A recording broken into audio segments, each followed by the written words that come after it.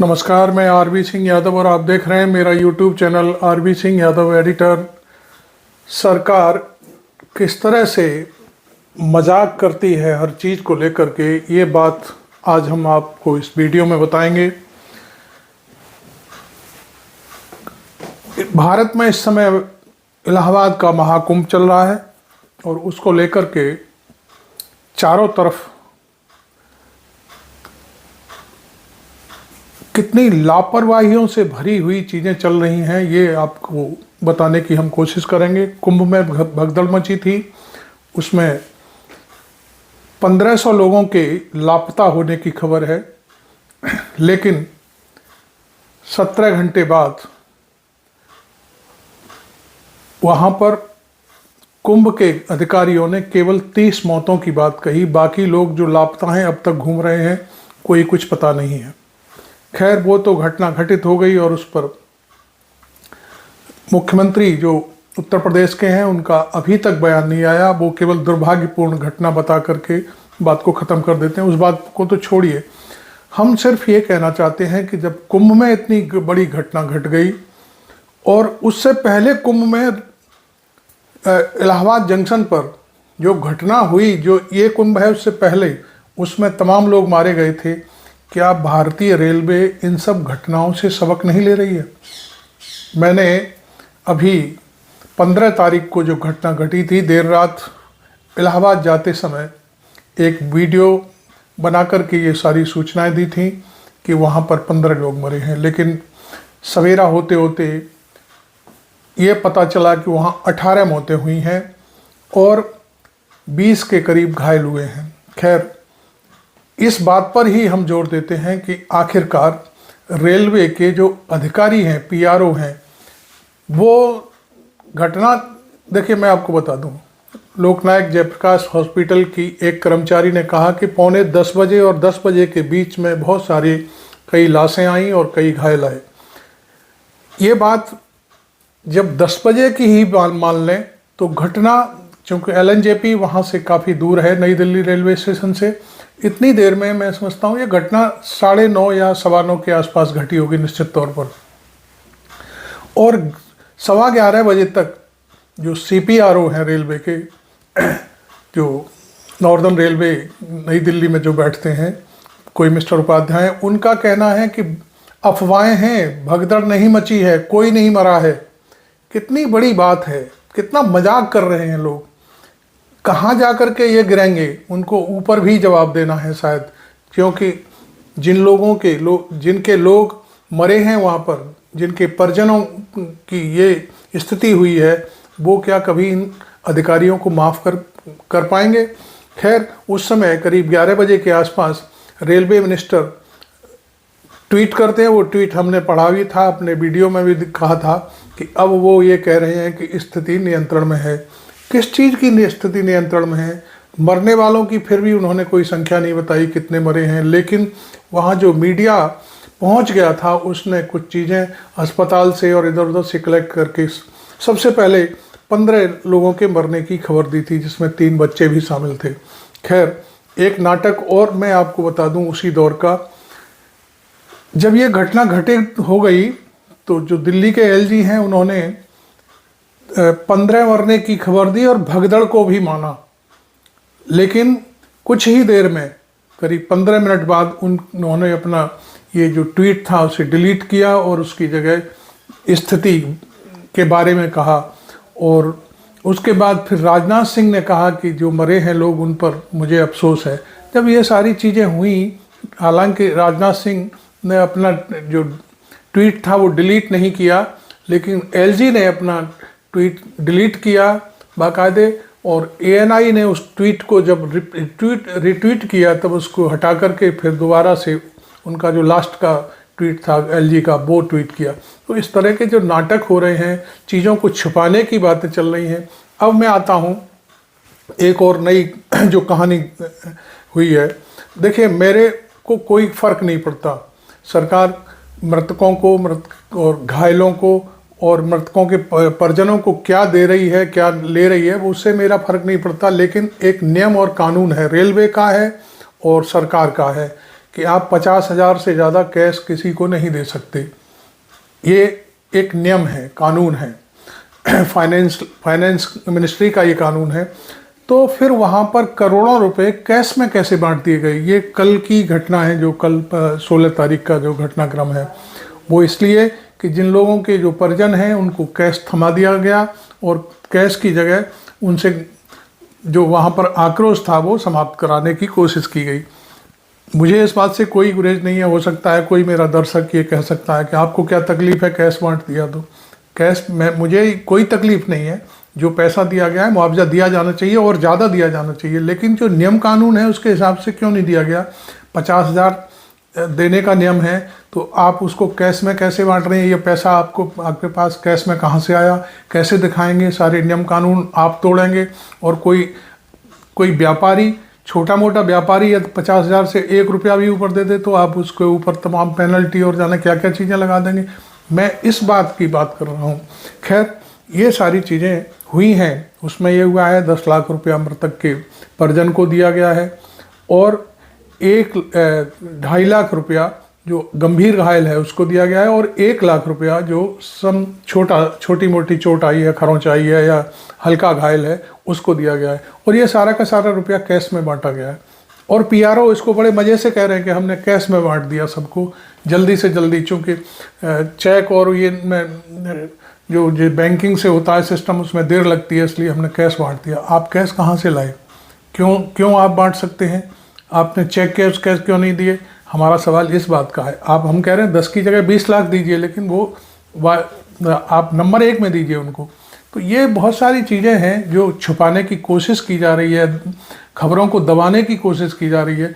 ये सारी चीज़ें थी। मैं अब इस मामले में थोड़ा सा आपको कहना चाहूँगा कि मैं एक जो रिपोर्टिंग है हमारी भारत के सबसे जाने माने पत्रकार रवीश कुमार की, उसका एक कुछ क्लिपें आपको दिखाना चाहूँगा कि देखिए उन्होंने किस तरह से एक नई खोज के तहत ये जानकारियाँ दी हैं। उन्होंने यहाँ तक कहा है कि कई पत्रकारों की जो वीडियो बनाए थे, उन्होंने वहाँ विजुअल बनाए थे, वहाँ से लोगों की बात करिए। वहाँ पर आरपीएफ और सीआरपीएफ के लोग कह रहे हैं कि इसको डिलीट करिए, आप यहाँ से दिखा नहीं सकते। एक पत्रकार, महिला पत्रकार हैं, उन्होंने जो उसमें जानकारी दी है और कई और खुलासे किए हैं, वो मैं आपको दिखाने जा रहा हूँ। खैर, आपने अभी तक मेरा चैनल सब्सक्राइब नहीं किया है तो ज़रूर कर लें और वीडियो अच्छा लगे तो इसे लाइक भी कर लें। जो हुआ वो दुर्घटना थी, लेकिन दुर्घटना के बाद जो हुआ वो दुर्घटना नहीं थी। इन दोनों में फर्क कीजिए। दुर्घटना हो सकती है कहीं भी कभी भी, लेकिन जब वो बार बार होने लग जाए तब वो केवल दुर्घटना नहीं रह जाती, लापरवाही हो जाती है और जवाबदेही तय होनी चाहिए। कुंभ में तैयारी के दावे किए गए, उन दावों की पोल खुल गई। फिर भी तमाम तैयारियों के बाद भी भगदड़ मच सकती थी, लेकिन मौनी अमावस्या की भगदड़ के 15 दिनों के बाद सरकार और रेलवे ने क्या सीखा? फिर से भगदड़ क्यों मची? सवाल इसका है। और तब वह केवल दुर्घटना नहीं कही जाएगी, यह संयोग का मामला नहीं रह जाता। जिस तरह से खबरों पर पहरा बिठाया गया, अस्पताल के आगे बंदूकधारी तैनात किए गए, पत्रकारों को रोकने की बातें सामने आई, दिल्ली के उपराज्यपाल ने अपने ट्वीट में बदलाव किया, रेल मंत्री ने कई घंटे तक भगदड़ शब्द का उल्लेख ही नहीं किया, उसका संबंध दुर्घटना के संयोग से नहीं है। उसका संबंध लीपापोती से है, सूचनाओं को छुपाने से है और वो सब संयोग से नहीं हुआ। उसे दुर्घटना के खाते में डालने की चालाकी मत कीजिए। पूछिए कि क्यों ऐसा किया गया। पॉलिटिक्स इंडिया की पत्रकार सौम्या राज ने अपना बयान ट्वीट किया है कि रेलवे पुलिस द्वारा मुझे हिरासत में लेने की धमकी देकर डराने की कोशिश की गई ताकि मैं उन्हें अपने फोन का पासवर्ड बता दूं और स्टेशन पर मौजूद लोगों की आप बीती का सारा डेटा डिलीट कर दूं। उन्होंने मुझसे कहा कि आप यहां से कुछ नहीं दिखा सकते, डेटा डिलीट करो नहीं तो अभी उठाकर ले जाएंगे। इंडिया टुडे की पत्रकार श्रेया चैटर्जी ने ट्वीट किया कि उत्तर रेलवे सीपीआरओ ने स्टेशन पर मीडिया की एंट्री रोक दी है। 29 जनवरी को जब कुंभ में भगदड़ मची तो इसी तरह की हरकत की गई, खबरें दबाई जाने लगी। हमने तब के वीडियो में दिखाया था कि कैसे अखबारों में हेडलाइन में भगदड़ की खबरों को मैनेज कर दिया गया। यह क्यों किया गया? एक से अधिक भगदड़ की खबर आई, मरने वालों की संख्या पर सवाल उठे, मरने वालों के नामों की सूची हाल फिलहाल तक जारी नहीं हुई। इसका संबंध, इन सब बातों का संबंध दुर्घटना और दुर्घटना के संयोग से नहीं है। हर दिन रेलवे को लेकर कोई ना कोई वीडियो सामने आ रहा था। लोग जबरदस्ती ट्रेन में घुसने की कोशिश कर रहे थे, दरवाजे तोड़ रहे थे, खिड़कियां तोड़ी जा रही थी। प्लेटफॉर्म पर भयंकर भीड़ के नजारे दिख रहे थे। जिसके पास रिजर्वेशन है वो नहीं चढ़ पा रहा था। ट्रेनें कई कई घंटे की देरी से चल रही थी। लोग भयंकर पीड़ा का अनुभव लेकर ट्रेन की यात्रा से लौटे हैं। इसके बाद भी भगदड़ मची और लोग मर जाएं तो आप इसे केवल दुर्घटना के खाते में नहीं डाल सकते। नई दिल्ली रेलवे स्टेशन पर जो दुर्घटना हुई है वो केवल दुर्घटना नहीं थी। मैं ये बात बार बार जोर देकर कह रहा हूं। 29 जनवरी को मौनी अमावस्या के दिन भगदड़ मचती है। उसके 15-16 दिनों के बाद नई दिल्ली रेलवे स्टेशन पर इसी तरह की घटना होती है। तब सवाल करने की जरूरत है, तब जब रेलवे को लेकर खबरें आने लगी थी, फिर भी ऐसा क्यों होने दिया गया? भीड़ को क्यों नहीं ठीक से मैनेज किया गया? हर दिन आपको गिनकर बता दिया जाता है कुंभ में कितने लोग स्नान करते हैं, करोड़ों लोग गिन लिए गए, लेकिन 15 फरवरी की रात नई दिल्ली रेलवे स्टेशन पर कितने लोग मौजूद थे अभी तक नहीं गिना जा सका है। जहां प्रचार करना है वहां करोड़ों लोग घंटे घंटे गिनकर बताए जाते हैं, मिनटों में गिन लिए जाते हैं, और जहां जवाब देना है वहां लोगों को गिनने वाला वो फॉर्मूला या मशीन कहीं गायब सा हो जाता है। क्या आपको सरकार ने बताया कि 15 फरवरी की रात नई दिल्ली रेलवे स्टेशन पर कितने लोग मौजूद थे? 2-3 ट्रेनें जाने वाली थी तो 14 और 15 नंबर के प्लेटफॉर्म पर ट्रेन की क्षमता से कई गुना भीड़ कैसे पहुंच गई और इस भीड़ की संख्या कब बताई जाएगी? रेलवे स्टेशन के द्वार पर टिकट क्यों नहीं चेक किया गया?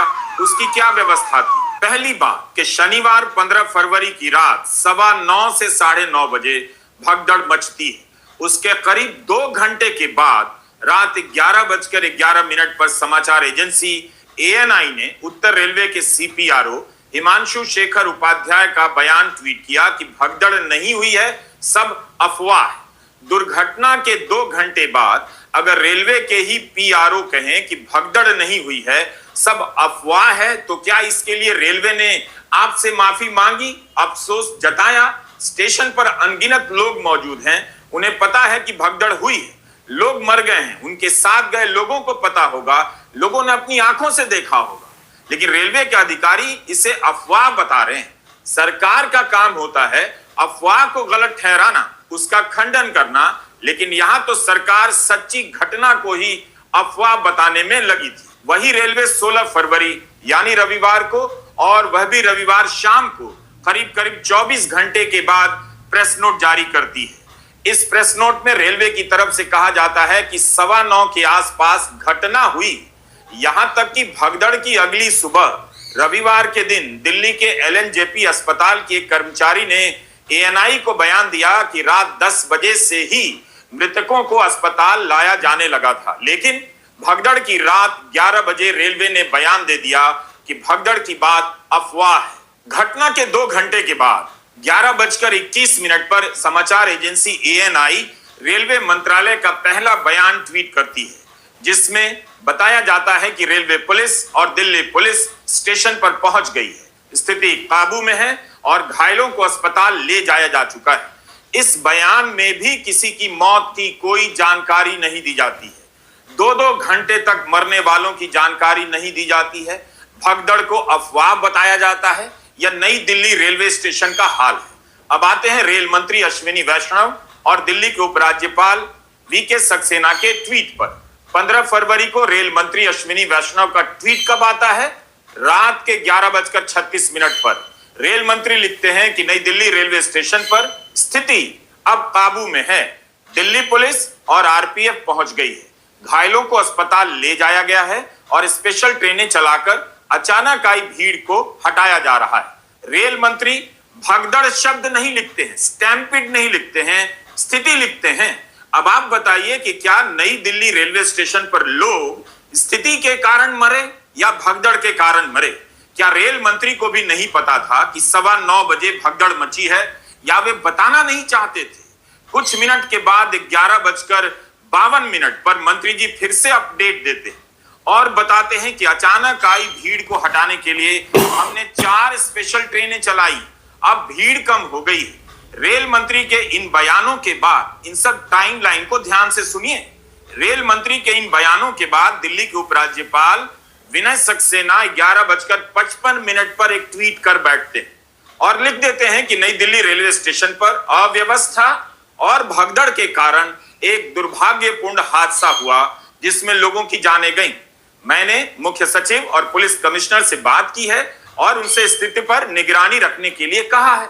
जिस समय तक रेल मंत्री ने इसे भगदड़ भी नहीं कहा था, उस समय दिल्ली के उपराज्यपाल लिख देते हैं, मैंने मुख्य सचिव से कहा है कि आप जिला आपदा प्रबंधन प्राधिकरण के प्रबंधों को लागू कर दीजिए। मैं लगातार मामले पर निगरानी रख रहा हूं। लेकिन ठीक आधे घंटे के बाद उपराज्यपाल के ट्वीट में बदलाव कर दिया जाता है और यह पंक्ति हटा दी जाती है कि भगदड़ में लोगों की मौत हुई है। यह पंक्ति भी हटा दी जाती है कि ऐसा अव्यवस्था और भगदड़ के कारण हुआ। अपने नए ट्वीट में उपराज्यपाल इसे दुर्भाग्यपूर्ण घटना लिखते हैं। ऑल्ट न्यूज के जुबैर ने बताया है कि एएनआई ने उनके पहले ट्वीट को, यानी उपराज्यपाल के पहले ट्वीट को पोस्ट करने के बाद उसे डिलीट किया और फिर से नया ट्वीट डाला। रेल मंत्री भगदड़ नहीं लिखते हैं, स्थिति लिखते हैं। उपराज्यपाल भगदड़ लिखते हैं और फिर भगदड़ शब्द को हटा देते हैं। तो उपराज्यपाल को कौन बता रहा था कि भगदड़ वाली बात अपने ट्वीट से हटा दीजिए? उपराज्यपाल को कैसे पता चला कि नई दिल्ली रेलवे स्टेशन में भगदड़ मची है? जिस वक्त उपराज्यपाल अपना ट्वीट बदल रहे हैं, उसके ठीक पहले रक्षा मंत्री राजनाथ सिंह ट्वीट करते हैं, लिखते हैं कि मैं भगदड़ में लोगों की मौत से व्यथित हूं। भगदड़ शब्द का इस्तेमाल करते हैं। राजनाथ सिंह के इस ट्वीट के बाद 10 मिनट के बाद उपराज्यपाल ने अपने ट्वीट से भगदड़ शब्द को हटा दिया, जिसमें उन्होंने पहले लिखा था भगदड़ में लोगों की मौत हुई है। जबकि रक्षा मंत्री भी अपने ट्वीट में भगदड़ और लोगों के मरने की बात लिखते हैं। राजनाथ सिंह अपना ट्वीट डिलीट नहीं करते, बदलते नहीं, लेकिन उपराज्यपाल अपने ट्वीट को संपादित कर देते हैं, लाइनों में बदलाव कर देते हैं। तो उपराज्यपाल के ऐसा करने को लेकर यही तो समझा जाएगा कि खबर बाहर ना जाए, इसे मैनेज किया जाए। लोग मर गए हैं और यहां खबरों को इतनी तेजी से मैनेज किया जा रहा है। आपने देखा इस क्लिपिंग में पूरी कहानी, खबरों को दबाने के लिए ये सब किया जा रहा है। कभी भगदड़ लिख दी जाती है, कभी भगदड़ हटा दी जाती है, कभी मरने वालों की संख्या नहीं बताई जाती, फिर एक आता है उसमें मरने वालों की संख्या भी बता देता है, उसे दर्दनाक हादसा बताता है। ये सारी जो चीज़ें चली हैं, ये मैं समझता हूँ जानबूझ करके ये खेल किया गया है कि जो घटना रेलवे स्टेशन पर हुई थी उसको पूरी तरह से दबा दिया जाए। तो मेरा मकसद ये क्लिपिंग दिखाने का सिर्फ ये था कि जो रवीश कुमार ने जो कलेक्शन किया वो एक बहुत ही मज़ेदार था और वो कलेक्शन आप तक पहुंचना बहुत ज़रूरी था। मेडिकल ऑफिसर प्रेस में जानकारी देते हैं कि नई दिल्ली स्टेशन पर हुई घटना में 3 बच्चों समेत 15 लोगों की मौत हुई है, 10 अन्य घायल हैं। इस बयान के बाद अस्पताल से निकला, ने अपना बयान बदला। ये सारे सीक्वेंस, ये सारी कड़ियां बहुत महत्वपूर्ण हैं। आप सोचिए, अगर रक्षा मंत्री और उपराज्यपाल ने अपनी तरफ से भगदड़ और मरने की बात ना लिखी होती तो क्या हुआ होता? क्या क्या छिपाया गया होता, क्या क्या दबाया गया होता? खबरों को मैनेज करने का लेवल कहां तक चला आया है? यह सारी घटनाएं इतनी साधारण नहीं है और ये दुर्घटना का हिस्सा नहीं है। आप इन्हें संयोग नहीं कह सकते। ये सभी दुर्घटना के बाद हो रही हैं। रात 12:53 पर रेल मंत्री अश्विनी वैष्णव ट्वीट करते हैं कि हाई लेवल इंक्वायरी का आदेश दे दिया गया है। घटना के 3.5 घंटे बाद भी वे उससे भगदड़ नहीं कहते हैं।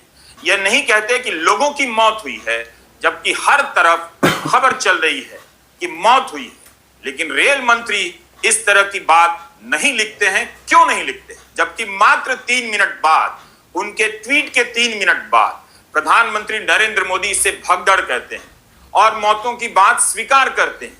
रात 12:56 पर प्रधानमंत्री की ओर से ट्वीट आया कि मैं नई दिल्ली रेलवे स्टेशन पर भगदड़ की घटना से व्यथित हूं। मेरी संवेदनाएं उनके साथ हैं जिन्होंने अपनों को खोया है। मेरी प्रार्थना है कि घायल जल्दी स्वस्थ हो। प्रशासन भगदड़ से प्रभावित लोगों की सहायता कर रहा है। दुर्घटना की पहली जानकारी अग्निशमन विभाग की ओर से आई, रेलवे की ओर से नहीं।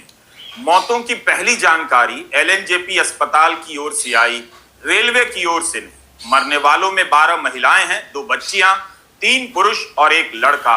रात 1 बजे के आसपास अश्विनी वैष्णव से करीब 15 मिनट पहले प्रधानमंत्री मोदी ने भगदड़ और मौतों को स्वीकारते हुए ट्वीट कर दिया था। रेल मंत्रालय अगले दिन 16 फरवरी की शाम 6:45 बजे के आसपास प्रेस नोट में भगदड़ का इस्तेमाल करता है। रेल मंत्री प्रधानमंत्री के बयान के बाद भगदड़ का इस्तेमाल करते हैं, तो उनसे पूछा जाना चाहिए ऐसा क्यों किया गया। क्या इसलिए उस वक्त रेलवे को बचाया जा रहा था? रेलवे खुद को बचा रही थी, सरकार को बचाया जा रहा था कि भगदड़ कैसे मच गई? अब लोग पूछेंगे, लोग मर गए हैं तो जवाब मांगेंगे। उल्टा रेल मंत्रालय बयान दे रहा है कि भगदड़ जैसी घटना की अफवाह फैली जिस वजह से अफरा तफरी मची।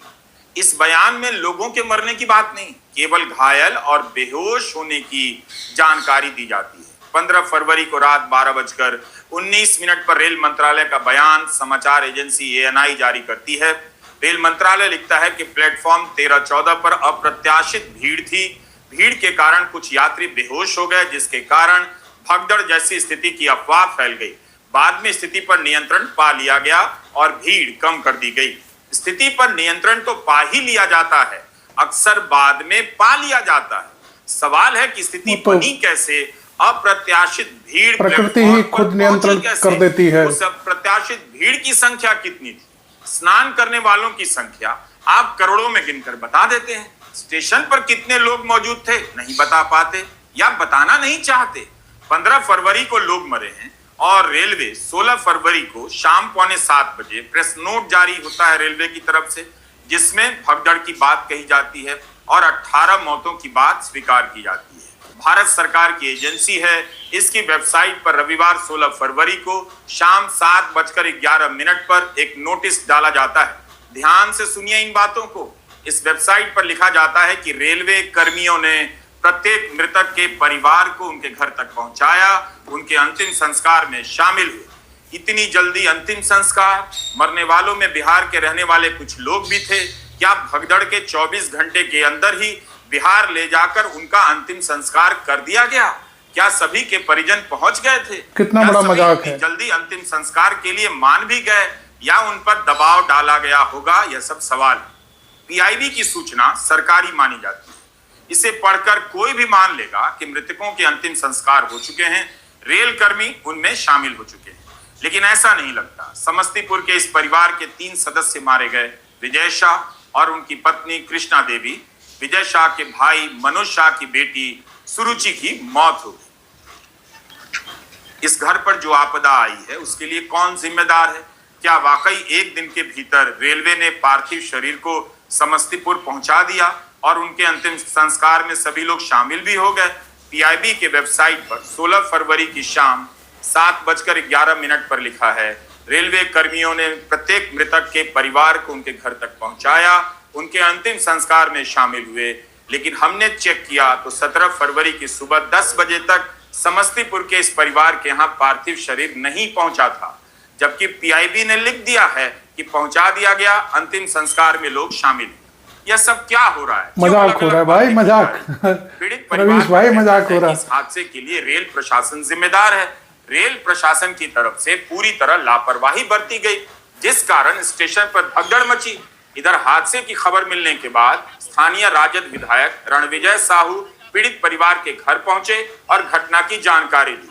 रणविजय साहू ने इस घटना को लेकर केंद्र सरकार, रेल प्रशासन को जिम्मेदार बताया और रेल प्रशासन से मृतक के परिजनों को मुआवजा देने के अलावा बिहार के मुख्यमंत्री से भी मृतक के आश्रितों को मुआवजा और सरकारी नौकरी देने की मांग की है। पूरी सरकार की लापरवाही है।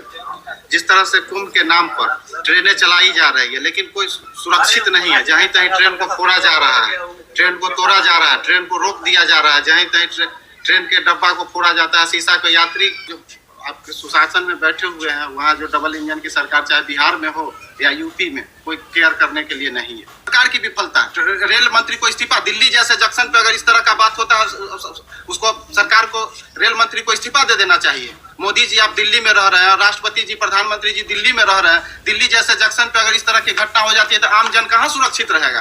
कभी सोचे हैं? अब कुंभ के नाम पे सारा आदमी आस्था क्या होता है? मतलब हम लोग, ऐसा नहीं है कि सरकार ट्रेन जो चला रही है वो अपने पैसे से चला रही है। सरकार, आम जनता टैक्स भरता है, उसके बदौलत ट्रेन चल रहा है, चाहे कुछ भी हो रहा है। इसका भी सोचिए। लेकिन हम लोग को सुरक्षा चाहिए कि नहीं चाहिए? 100% रेल मंत्री को इस्तीफा दे देना चाहिए। द हिंदू अखबार की मैत्रेयी पुरेचा ने रिपोर्ट किया है कि 16 फरवरी की शाम मृतकों की जानकारी जारी करने से कई घंटे पहले सुबह 4 बजे से ही रेलवे ने मृतकों के परिजनों को 10 लाख मुआवजा देना शुरू कर दिया था। आधिकारिक घोषणा होने से पहले ही यह सब क्यों हुआ? आप देख लीजिए, खबरों की कड़ियों को मिलाते रहिए। मरने वालों की औपचारिक घोषणा नहीं होती है, मुआवजा बढ़ जाता है। 24 घंटे के भीतर अंतिम संस्कार का दावा कर दिया जाता है। दिल्ली में दुर्घटना होती है, आपने टीवी देखा ही होगा, मैंने नहीं देखा, लेकिन आप बताइए कि दिल्ली में इतना मीडिया है, इतने कैमरे हैं, रिपोर्टर हैं, क्या आपने किसी भी मृतक के घर से कोई वीडियो रिपोर्ट देखी थी? देखी हो तो कोई बात, लेकिन इस सवाल पर सोचिएगा कि खबरों को दबाने में कौन कौन शामिल है, और जब ऐसा होगा तो लोग क्यों नहीं संदेह करेंगे, क्यों नहीं सवाल करेंगे कि सरकार की तरफ से जो दावा किया जा रहा है वह सही भी है या नहीं? इतनी जल्दी 18 मृतकों के अंतिम संस्कार के दावे किए गए। क्या सभी की एक ही परिस्थिति थी? सभी के परिवार और उनके रिश्तेदार वहां मौजूद थे? मुआवजा बांटने में जो तेजी हुई उस पर भी सवाल उठ रहे हैं। दिशा चौधरी, शिवनारायण राजपुरोहित और सुमेधा मित्तल की रिपोर्ट का छोटा सा अंश बता रहा हूं। इस रिपोर्ट में लिखा है कि मृतकों के परिजनों को कैश में मुआवजा बांटा गया, जबकि गाइडलाइन है कि केवल 50,000 तक ही कैश में मुआवजा दिया जा सकता है। बाकी पैसे चेक से या NEFT RTGS से दिए जाएंगे। न्यूज लॉन्ड्री का कहना है कि मृतकों, गंभीर रूप से घायलों और साधारण रूप से घायलों को कुल 1.99 करोड़ का मुआवजा दिया गया। इसमें से 1.8 करोड़ रुपए मृतकों के परिजनों को दिए गए। रेलवे के PRO हिमांशु उपाध्याय ने पुष्टि की, मान लिया है कि सभी को कैश में पैसे दिए गए। जैसा कि हमने कहा, हम पूरी रिपोर्ट यहां नहीं पढ़ेंगे, यह न्यूज लॉन्ड्री के साथ ठीक नहीं होगा। आप बाकी रिपोर्ट उनकी ही साइट पर जाकर पढ़ें। लेकिन इस रिपोर्ट में दिल्ली के बिजवासन में रहने वाले राजकुमार का बयान छपा है। राजकुमार किराने की दुकान चलाते हैं। उन्होंने कहा कि उनके चाचा प्रभु शाह को 10 लाख कैश में दिए गए। उनकी 24 साल की बेटी बेबी कुमारी की मौत हो गई। यह पैसा लेडी हार्डिंग अस्पताल की मोर्चरी के बाहर रविवार की सुबह 4 बजे दिया गया, जल्दी से जल्दी मामले को बंद करने के लिए।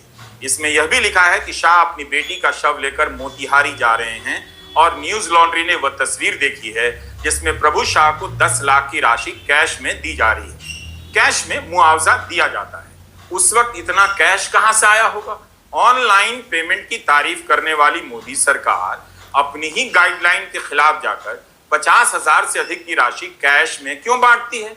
घटना के 24 घंटे के भीतर अंतिम संस्कार होने के दावे किए जाते हैं। रेलवे के कर्मियों के मौजूद होने के दावे किए जाते हैं।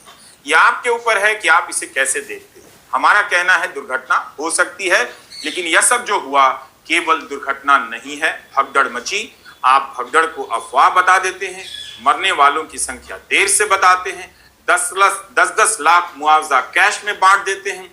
खबरों को मैनेज करने से दुर्घटनाएं मैनेज नहीं होती। आपने देखा खबरों को कैसे मैनेज किया जाता है, पत्रकारों को रोका जाता है, उन्हें जेल भेजने की धमकी दी जाती है, झूठ पर झूठ बोला जाता है, सरकारी जो नियम कानून हैं उन्हें बदल दिया जाता है, कैश में मुआवजा बांट दिया जाता है, और अंतिम संस्कार भी कर दिया जाता है कि जबकि बॉडी जो है अभी अस्पताल में पड़ी हुई है, कहाँ, बिहार, मोतिहारी और समस्तीपुर, वहाँ जाकर के रेल कर्मी उनका सारा कार्यक्रम भी कर देते हैं। तो ये सारी चीज़ें जो मोदी सरकार के राज में हो रही हैं, और ये डिजिटल इंडिया के बाद भी फिर भी लिक्विड में जो है मुआवजा बांटा जा रहा है। मैंने पहले भी अभी आप इसी वीडियो में कहा है कि भाई हमको कोई परेशानी नहीं है, 10 लाख नहीं, आप 20 लाख दीजिए, लेकिन ये कानून जो 50,000 वाला है उसको ब्रेक क्यों किया जा रहा है? यदि ये आप कानून तोड़ते हो तो फिर सबको पूरे देश में इस तरह से कैश की फ्लोइंग होनी चाहिए, कैश लिक्विड बांटना चाहिए, लिक्विड में व्यापार होना चाहिए। तो ये सारी चीज़ें थी। हमने रवीश कुमार की कुछ रिपोर्टिंग के अंश आपको दिखाए और अपना भी हमने कुछ आपको सुनाया। यदि आपको यह वीडियो अच्छा लगा हो तो आप शेयर करिए इसको और देश की जो जनता है उस तक पहुंचाइए, अपने मिलने जुलने वालों को दिखाइए और अच्छा लगा हो तो इसे लाइक ज़रूर करिए। चैनल यदि आपने सब्सक्राइब नहीं किया है तो मेरी आपसे गुजारिश है कि मेरे चैनल को सब्सक्राइब कर लीजिए और इसी तरह की रिपोर्टिंग जो गोदी मीडिया आपको कभी नहीं दिखाएगा, गारंटी से हम कहते हैं आपको कभी नहीं दिखाएगा, तो इसलिए मेरे इस चैनल को सब्सक्राइब ज़रूर करिए और मेरे सदस्य बनिए, इसलिए हम आपको इसी तरह की चीज़ें दिखाते रहें। Thank you very much. मैं आरबी सिंह यादव।